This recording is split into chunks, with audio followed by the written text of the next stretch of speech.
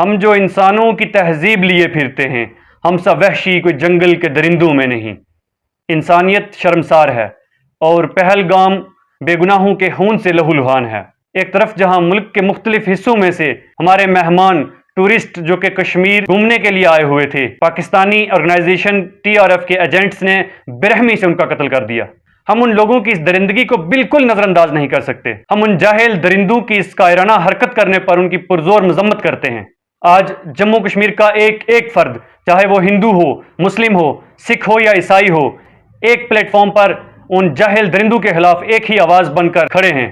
دہشت گردوں، اس سے ثابت یہ ہوا کہ آپ کا یہ انسانیت پر وار ہمیں اور یونائٹ اور متحد کر گیا ہے۔ آپ انسانیت کا قتل کر کے بھی ناکامیاب رہے ہو۔ اینڈ کمپلیٹ J&K بند is a clear message to these terrorists that we are against terrorism and we want peace۔ کوئی بھی مذہب، کوئی بھی اخلاق اس وحشیانہ کارروائی کرنے کی اجازت بالکل نہیں دیتا۔ قرآن میں اللہ فرماتا ہے if you kill one innocent soul it is as if you have killed all of humanity۔ درندو، تم نے تو ظلم کی انتہا کر دی۔ My heart goes out۔ Will you imagine کہ آپ کی بہن، آپ کی بیٹی جس کی نئی شادی ہوئی ہو اور آپ انہی کی آنکھوں کے سامنے اس کے ہسبینڈ کو گولی مار دیتے ہو۔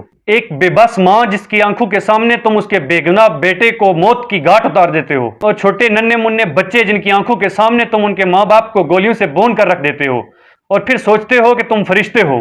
ارے نہیں، تم تو وحشی درندے ہو، تم تو شیطان کی اولاد ہو جنہوں نے مظلوم، معصوم اور بے گناہوں کو موت کی گھاٹ اتار دیا۔ It is assassination of humanity and this is not just a terrorist attack, it is an act of war against Jammu and Kashmir's future, against Jammu and Kashmir's people and against Jammu and Kashmir peace۔ Every bullet you fired at tourists is bullet you fired on Kashmir's economy and its own people।